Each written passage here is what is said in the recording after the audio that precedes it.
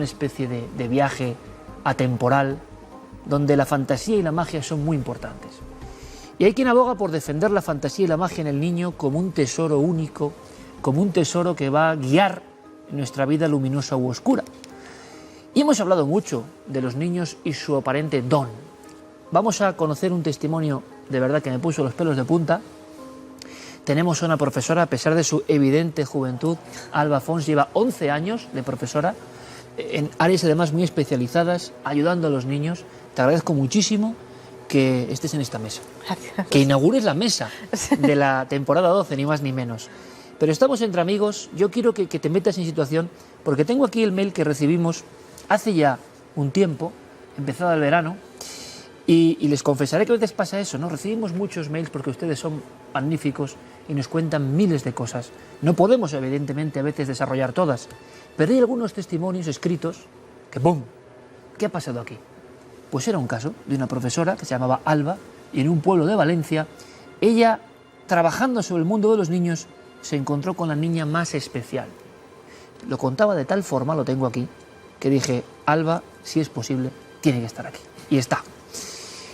Pueblo de Valencia, tú te encargabas de, además, dar clases sobre conceptos del lenguaje muy concretos, ¿no? Sí, en ese momento estaba yo trabajando de maestra de audición y lenguaje, porque es por la especialidad por la que yo aprobé, aunque ahora mismo esté en primaria, pero en ese momento, entonces, claro, lo que es el trato con los niños siempre es muy cara a cara. Y dentro del lenguaje, pues claro, se va trabajando de forma muy individual y claro, llegas a conocer también mucho a los niños porque estás en una clase normal también, pero cuando los tienes sentados y estás uno a uno, claro, te da más tiempo pues a preguntarles más cosas, a que vayan sacando cosas. Hay una más interiorización mayor, ¿no? Quizá sí, con esos niños. Sí.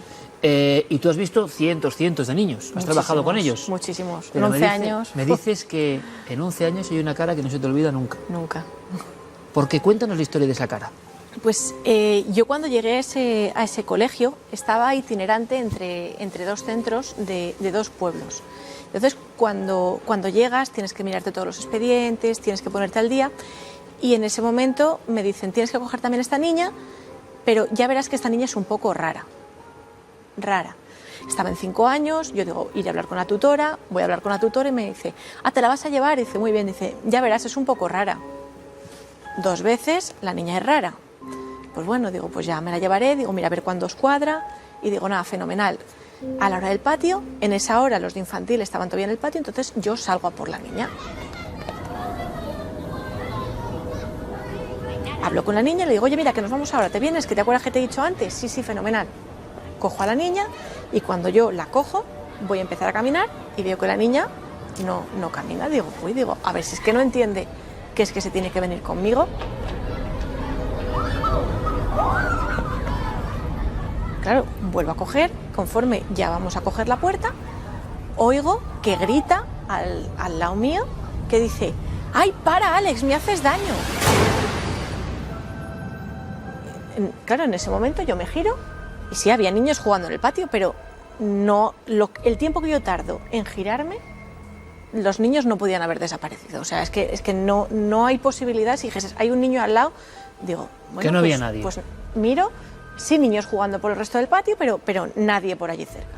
Yo digo, bueno, pues nada, yo me la llevo y cuando estamos allí en clase y todo, pues claro, le preguntas, mira, pues a mi clase, vamos a venir a jugar, vamos a venir. Y claro, tú te la sientas, tienes la mesa, porque cuando tienes los juegos, tú pones los juegos, siempre se hacen muchos juegos de rol y cuando además tienes que trabajar el uso, vale que tú eres la madre y yo soy el padre, digamos, siempre es mucho más fácil para ellos. Entonces, ella estaba hablando, bueno, yo estaba hablando con ella, mira, vamos a hacer esto, y luego volvemos a clase tranquilamente. ¿Te parece bien? Y veo que la niña no me está mirando, pero no es que mirase debajo de la mesa, debajo de la silla, es que estaba mirando como por encima de mi hombro. Y vale, bueno, pues en un primer momento tampoco le das mayor importancia porque dices, pues yo qué sé, si no conoce el despacho o cualquier cosa, pues estará mirando, pero no, detrás. Y les empieza a reír, y empieza a reírse, jiji, y al final, claro, le dices, oye, ¿pasa algo? ¿He dicho alguna cosa que te esté haciendo mucha gracia? Y me dice, no, es que Alex está detrás tuyo y me está poniendo caras.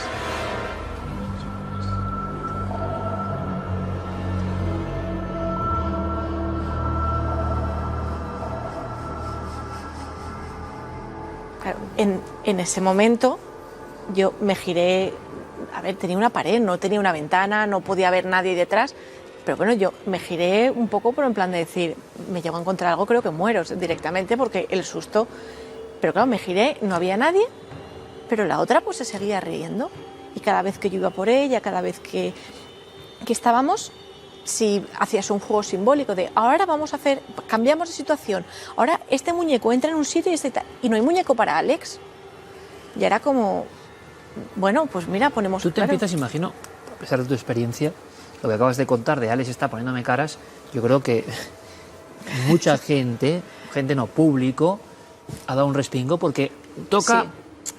Sí. Son capaces los niños de generar una realidad que yo no sé si el mejor guionista puede generar. Sí. O sea, hay elementos que superan cualquier superproducción donde intenta meternos miedo. No, simplemente una niña que a su profesora le dice es que Alex detrás me está poniendo caras. Y es en esa autenticidad, Sí, sí. ¿no?, donde sentimos que tú en ese momento, ¿qué piensas?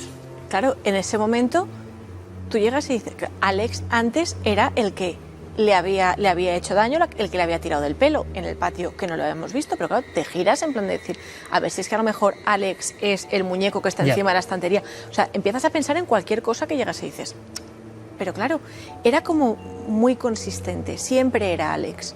Y además Alex, luego hablando con la madre en otro momento, Alex venía al colegio, Alex iba a casa, que la niña era hija única, yo también lo soy, quiero decir, yo puedo entender que siendo tú solo a veces es verdad que te entretienes con otras cosas, sí. O haces tú mismo tu juego simbólico o lo que sea por allí y tú pones más voces, pero dentro de lo que, a ver, de una normalidad, como quien dice, que tú luego no te pones a jugar, si hay más niños, no te pones tú a jugar a tu bola como estaba.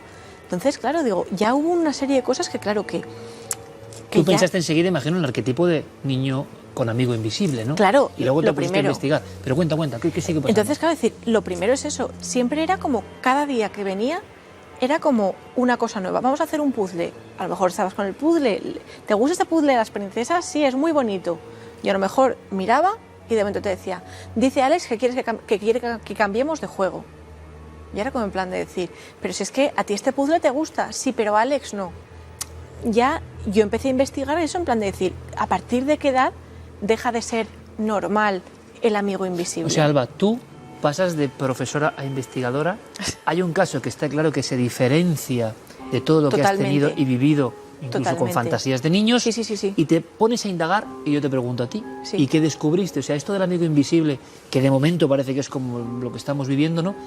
¿Hasta qué punto Claro, llega a nivel de edad habitualmente? Decían que a partir de los 4 años ya, lógicamente, se empieza a desterrar, sobre todo cuando empieza la socialización con los niños. Llega un momento que cuando es una etapa como tan de egocentrismo, de se me centra en mí, esto es mío, esto es... En una etapa de guardería podría ser más o menos normal, pero cuando llegan al colegio, que hay más niños, que ya no era tan normal. Entonces, esa parte llegas y dices, vale, a partir de los 4 años, tiene 5. Bueno, supongamos que, como igual que se habla con el lenguaje, todos los niños no aprenden a hablar a la misma edad, todos los niños no aprenden a caminar a la misma edad. Pero llegas y dices, claro, pero ¿y que no lo deje cuando está con otros niños? Que tú juegas a otra cosa y decir... Siempre Alex siempre estaba presente en su vida, Alex permanentemente. Iba al colegio. Un poco como una rémora también, ¿no? Sí. Le requería toda esa atención. Sí. Pero claro, ella hablaba por Alex.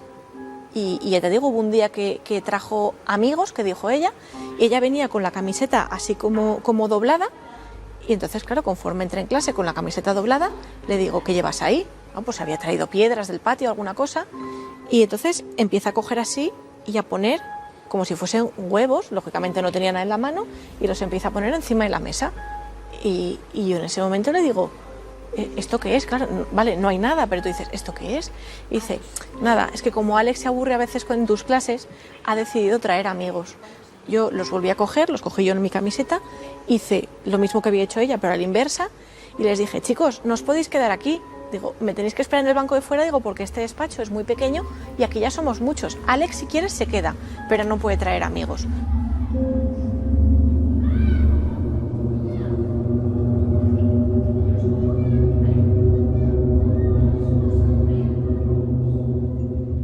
Entonces, claro, yo tenía ahí como una dicotomía mental, por decirlo de alguna forma, porque por una parte por una parte me daba miedo, porque claro, tú imagínate... Admites que te lleva a dar miedo la niña. Claro. ¿Te fue dando alguna información de ese niño? Yo hubo un día que quise que me lo dibujara, porque lógicamente es en plan de decir, oye, dibújame a Alex, y dibujó un niño. Entonces estaba ella, estaba su madre, su padre estaba casi todo el tiempo de viaje, es decir, y estaba Alex. Entonces claro, yo cuando hablé con la madre le dije, ¿hay algún Alex en vuestro entorno? ¿Hay algún...? No, no hay ningún Alex. Yo le llegué a preguntar a la madre, en plan, aparte, ya te sabe hasta mal porque ya es como entrar un poco como en vida personal, es decir, yo qué sé, ¿has tenido algún aborto antes? ¿Has perdido algún hijo al que teníais pensado ponerle Alex? Es que ya no había ningún Alex en su clase, es que no había ningún Alex en su entorno que pudiese decir, es que, yo qué sé, entonces era todo en ese plan. Y yo a mi padre, que en ese momento vivía todavía con mis padres, yo le decía, es que me da mal rollo ir a por ella, digo, tengo que cogerla, digo, porque es que tengo que cogerla y es mi obligación y la cojo. Digo, pero es que nunca sé por dónde me va a salir. ¿Y qué pasó con esa niña? ¿Cómo acaba esta historia con Alex y esa niña? Yo, ya te digo, hablamos con la psicóloga, queríamos... Bueno, la psicóloga quería derivarla directamente. Claro, siempre a final de curso tú te reúnes con la madre. Y claro, la psicóloga ya había hablado antes con la madre. Y en ese momento, cuando yo me senté con ella, yo le dije, mira, yo te tengo que decir dos cosas. Una es la que quieren que te diga y otra es la sensación que tengo yo. Digo, que es que a lo mejor, digo, te digo una cosa y a lo mejor la que piensas que estoy mal de la cabeza soy yo. Digo, pero aquí, digo, dice, sí, ya me lo han planteado, que la niña, salud mental y todo esto, digo. ¿A salud mental? Sí. Y le digo, claro, digo, te habrán planteado si la niña puede ser esquizofrenia, que es que hacer un diagnóstico de esquizofrenia con 5 o 6 años recién cumplidos, a mí me parece muy atrevido. Puedes tener algún tipo a lo mejor de psicosis, de miedo, algo que luego mejor se puede convertir en más, pero no con 5 años. Entonces, esa es la parte como que costaba. Y le dije a la madre, vale, a mí me han dicho que te diga que la derives a salud mental. Digo, pero yo es que tengo la sensación, digo, de que tu hija ve algo. Ve algo. Digo, porque yo no lo veo. O sea, porque yo no lo veo. Yo no puedo decirte, sí, tu hija lo ve y yo lo veo. No, yo no lo veo.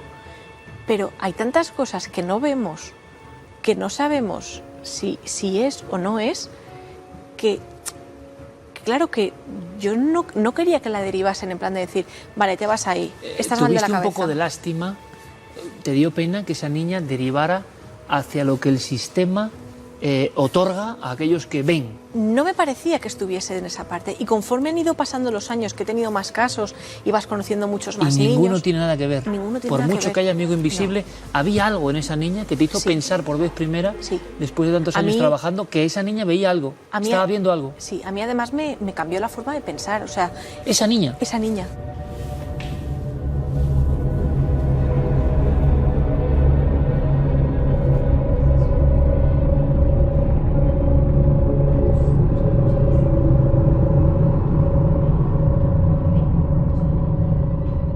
El problema es que yo al año siguiente me cambiaron de colegio.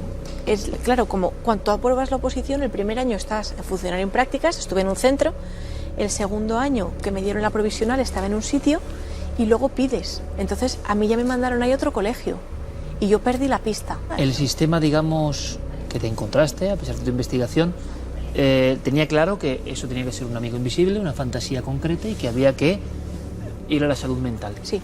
¿Eso pasa con muchos niños? Sí. Sí. Sí.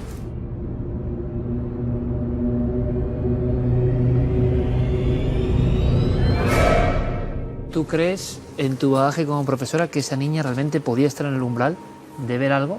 Y seguramente, tiempo transcurrido, seguramente, con el proceso le hayan hecho olvidar lo que veía, ¿no? Puede ocurrir también. Puede ser, porque claro, también, si ella realmente veía esas cosas y llega un momento en el que o te mandan al médico o te hacen el vacío o empiezas a tener algún tipo de problema o incluso desde casa. Aquí la parte buena es que la madre sí que creía que la hija también tenía un don por cosas que ella veía en casa. Habíamos dejado esto aparte. ¿Cómo es esto? La madre también lo pensaba, claro, cuando yo le dije, digo, yo no sé, para mí era también una situación como complicada porque tú tampoco un poco sabes. violenta incluso, ¿no? Claro, ¿cómo le dices a una madre decir, mira, o tu hija tiene trazas de esquizofrenia o tiene un don? Es que si la madre está más dentro del sistema de que a lo mejor no creen ese tipo de cosas, va a decir, venga, la loca la maestra, claro, ¿sabes? O sea, encima, como metiendo más ideas de pájaro. ¿Y qué decía la madre? Que la madre estaba, porque le digo, yo es que creo que tu hija tiene un don. Yo digo, lo que digo siempre, yo no lo veo, pero el hecho de mi incapacidad para ver cosas, no soy capaz de negarlas en otra persona. ¿Y la madre por qué estaba a favor de obra? Porque dice que en casa actuaba lo mismo. Decir que en casa pues lo mismo, que siempre, claro, Alex estaba también en casa. Es decir, a lo mejor estoy jugando con ella y Alex está siempre. Es como que Alex la acompañaba, por decirlo de alguna forma, como si fuese una especie de ángel de la guarda, pero que realmente no la protegía, porque si le tiraba del pelo y todo, no era una cuestión de protección. ¿Qué pensará ahora? Quizá nos esté escuchando o viendo, ¿no? Es una historia que, como decimos, se corta porque la vida te va llevando para unos lados, pero la profesora Alba no puede dejar de pensar, por ejemplo ahora, en esa mirada, en esa niña que tenía algo que hemos escuchado en programas, que hemos visto en películas, que se ha transformado en imagen casi del niño que ve otra cosa. Ahora la pregunta es, ¿lo que ve el niño es una realidad? ¿Es una realidad que la acompaña cuando sigue siendo mágico? ¿Es una realidad solo visible cuando uno tiene los resortes suficientes que no se han caído del árbol de la madurez y ya no vemos nada? ¿O es una pura fantasía y es prodigio de la propia fantasía? ¿Por qué ese caso no se parece a otros? ¿Qué está detectando, digamos, el alma o la mente de nuestra amiga para saber que eso es distinto? ¿Por qué no puedo olvidar la historia de esta niña concreta de 5 años que le hizo cambiar también su forma de pensar? Creo que es una historia maravillosa, tiene elementos muy inquietantes, pero nos va a permitir, Alba, perfectamente entrar en algo que sé que espera también el público, que es un cara a cara sobre este don de los niños. Porque hay dos formas de pensar muy distintas. Gracias por contarlo de esta forma, con esta claridad y con este afecto y nuestro recuerdo para esa niña. Quizá esa niña no nos esté viendo. Pues mira, sería curioso, la verdad, ¿no? Muchas gracias, Alba, de verdad, por tu visita. Bueno, es un testimonio de una profesional que sabe tratar con los niños, pero ¿qué ven los niños? Esta noche tenemos muchos contenidos, por cierto, el Cuarto Milenio, contenidos bastante impactantes. Lo reducimos a una serie de imágenes para que ustedes se queden con nosotros esta larga noche del misterio.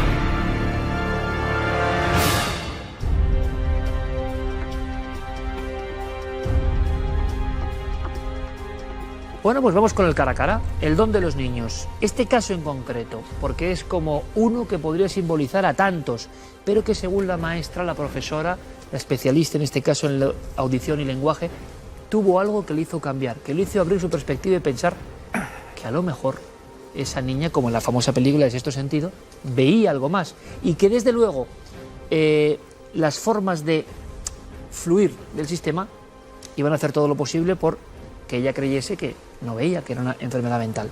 ¿Esa enfermedad mental es pura fantasía prodigiosa o es algo más y los niños lo captan?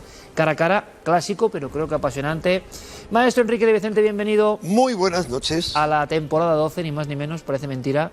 Con mucha fuerza, antes te hemos visto, comentando algunas cosas importantes, pero ¿esto es un absoluto ejemplo de esa magia de los niños o no? ¿Tienen razón los que dicen que es pura fantasía o enfermedad?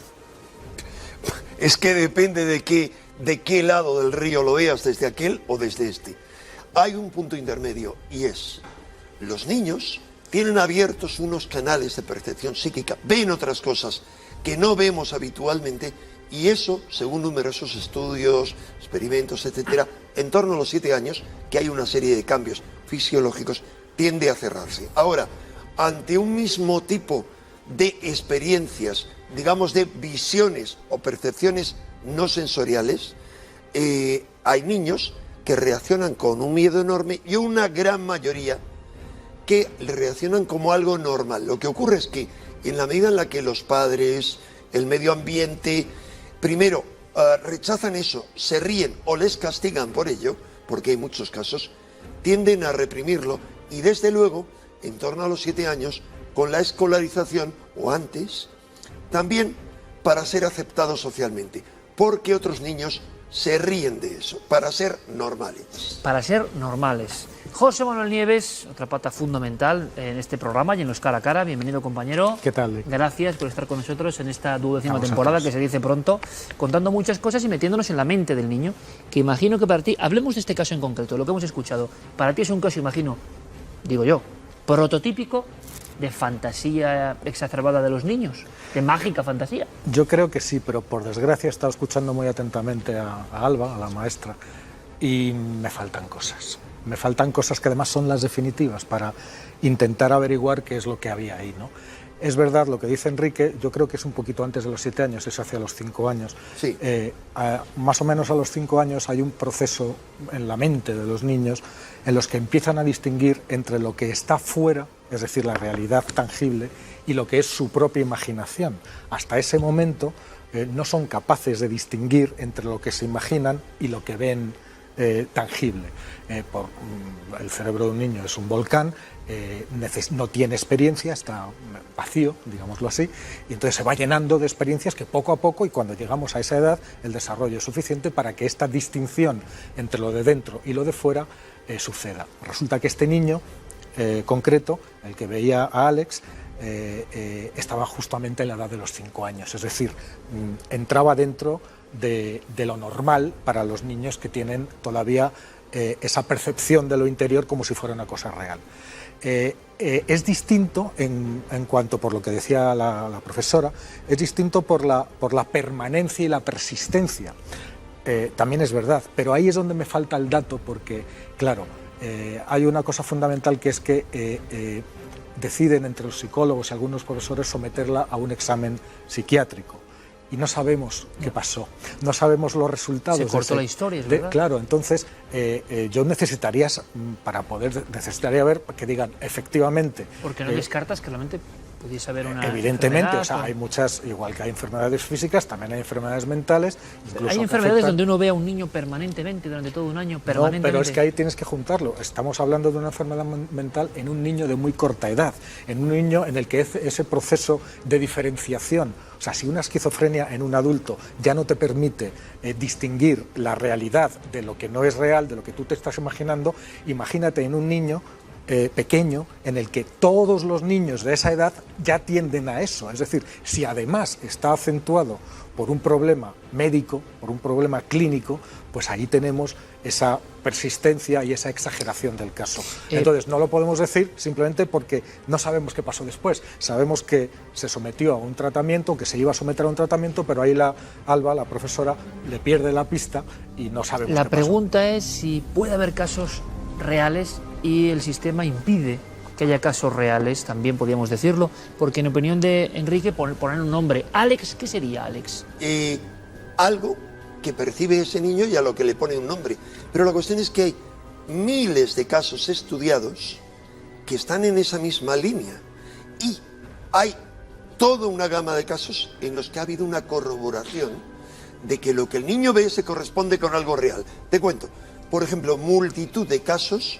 Yo al menos he estudiado a través de los psicólogos, psiquiatras, maestros, padres que lo han estudiado, varios casos en los que los niños tienen un amigo invisible, que niños de 4, 5, 7 años juegan con... No, dicen, oye, no, me quita los juguetes, este señor me quita los juguetes. O, ay, mira, me viene a acariciar este señor por la noche a los padres, hasta que de repente o ven una fotografía en casa de un familiar o en un álbum familiar y dicen, este es el señor que me quita los juguetes o este es el señor que me acaricia. Y ese señor es el abuelo al que no han conocido nunca, y estoy hablando de muchos casos y uno de ellos muy cercano a mí, o sea, muy controlable.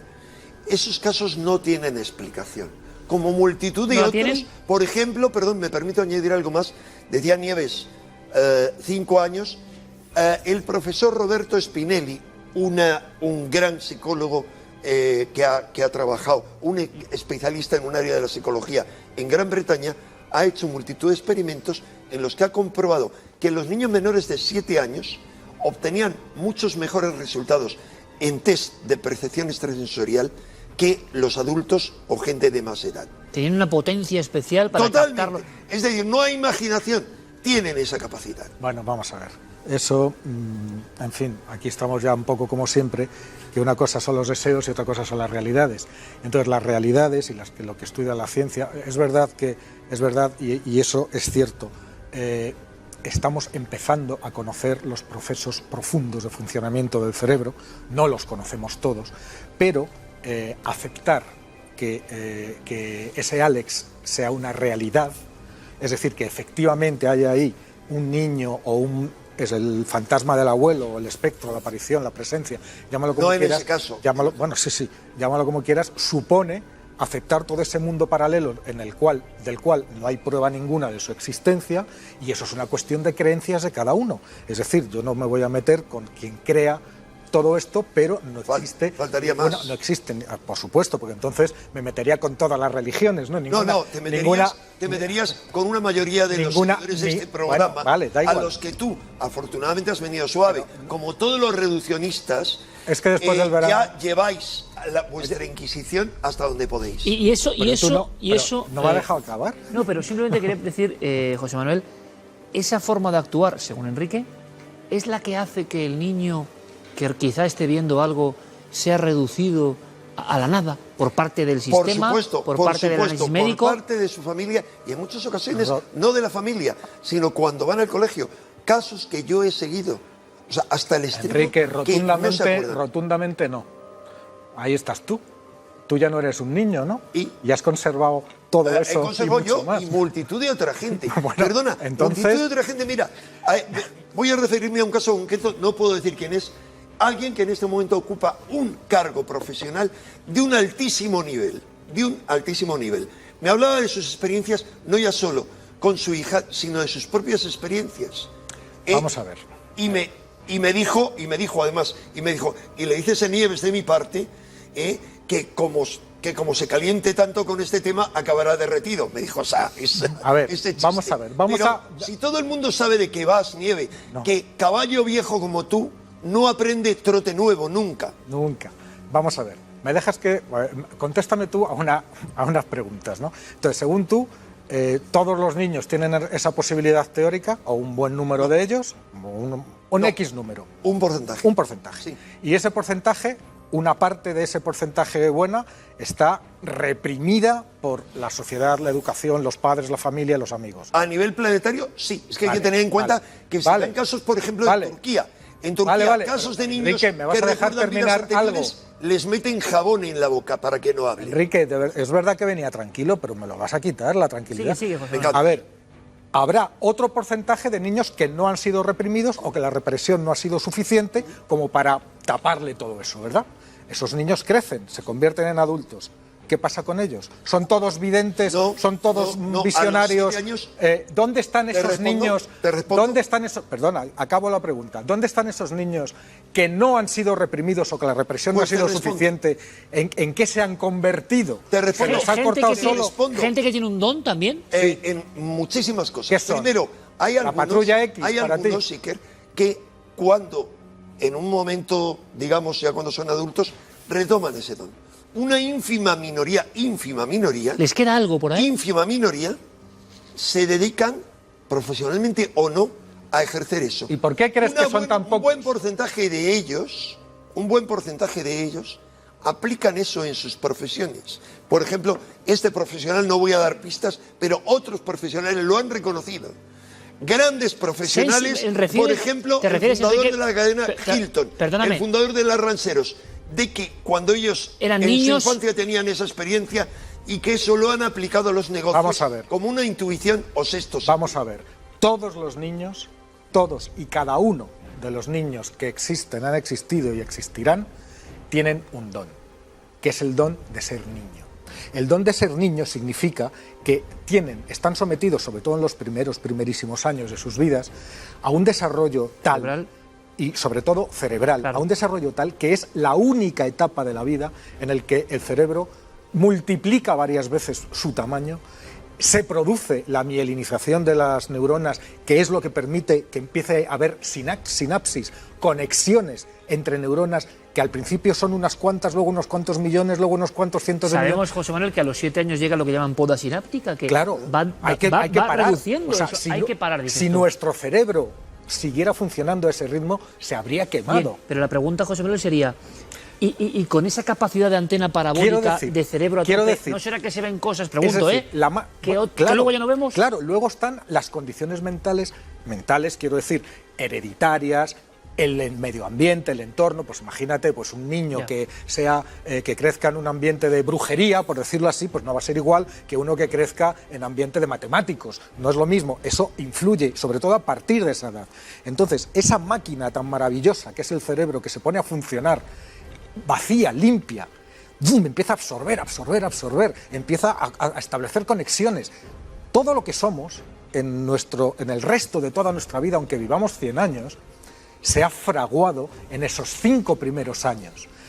Entonces, ese desarrollo lo puedes colocar en un caldo de cultivo, en otro caldo de cultivo o en el que quieras. Pero Es decir, no hay dos iguales. Pero lanzo la pregunta, esa plasticidad cerebral, esa sinapsis, esa maravilla del cerebro del niño, que es bueno volver a contarlo, que nunca tendremos un cerebro con esa capacidad mágica como cuando Ni somos niños. podríamos resistirlo. Bien, la pregunta que os lanzo para finalizar ya, porque este es un cara a cara de inicio de temporada, esa capacidad mágica del cerebro hasta los X años, 7 pongamos, ¿no es el pasaporte a ver cosas que luego ya no vemos y solo algunos ven? Absolutamente, no solo Cosas eso, sobrenaturales, me sino- refiero incluso. No solo eso, sino que sí, y te podría dar todo un listado de experiencias que se tienen, desde niños que creen recordar vidas anteriores y dan detalles, es decir, que tienen un tipo de percepción de clarividencia que conectan con eso. Permíteme que yo te he permitido. Desde niños que quieren ver presencias angélicas o, mucho más interesante, niños que no solo tienen experiencias cercanas a la muerte, muy parecidas a las de los adultos, sino más importante, en el siglo XIX,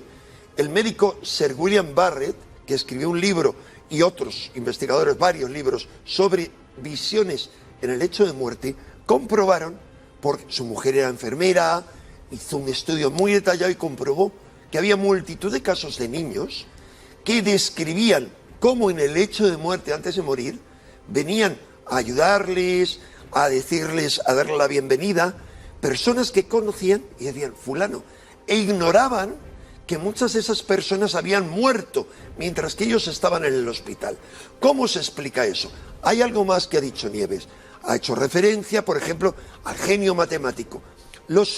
Entre los superdotados matemáticos o para la música, se han dado cantidad de casos y se han realizado experimentos que han demostrado que también eran superdotados para la precognición o para la telepatía. Es más, hay el caso de un... Pero y para la visión, que es lo que estamos hablando de esa figura... Totalmente. Pero que además es una figura recurrente, que no sé si es lo normal, ¿eh? O sea, es decir, que tú puedes tener una visión, pero durante un año entero esa visión con No nombre y solo apellidos eso, está mira, junto a hay ti. información Mira, yo no precisa sé- en ocasiones, información corroborable. Hay casos en los que los niños han descrito, algunos casos, no hablo de la globalidad, cada caso es distinto, han descrito a otros niños que luego se comprobó que habían muerto. Pero hay algo más fascinante, y son los seres no niños protectores de niños. Fascinante. Ya hay todo un Porque en zoo. ocasiones se ha comprobado que los protectores de niños, las características que describían eran de los dos padres del niño que habían muerto en un accidente de coche cuando el niño tenía 6 meses de edad y no podía acordarse de ellos. Pero, insisto, hay una variedad, hay Ya una solo, me gama tan falta, amplia de ya fenómenos. solo me falta que empieces con los niños índigo y los niños cristal y los niños no sé qué. Es que Eso- de verdad, Enrique, eso es tu de forma verdad, de proyección, de verdad, igual a tu forma de confusión. de verdad. Bueno, cara a cara, como ven, como siempre reconciliable, pero con elementos siempre sorprendentes sobre el don de los niños, que es evidente si lanzamos una encuesta, sí, decía Nieves, el don de ser niño en sí, el don de un cerebro mágico. Pero, ¿y estos casos concretos? Y lo que dice Enrique, indagando en la historia, ¿se podría saber qué fue del tal Alex? A lo mejor fue alguien. Me Yo no sé gustaría por qué, mucho. tengo la impresión de que quizá después de este territorio, y como investigadores que somos y curiosos, quizá llegue información sobre ese Alex, o quizá esa familia está viéndonos ahora mismo, porque seguro que es la punto de iceberg. Hay muchas personas que nos escriben con casos de niños que les angustian, que yo creo que no hay que angustiarse, pero también con la duda de, ¿vamos a amputar todo esto y resulta que es verdad? Bueno, lo dejamos ahí, y si tienen casos similares, parecidos, por favor, vías de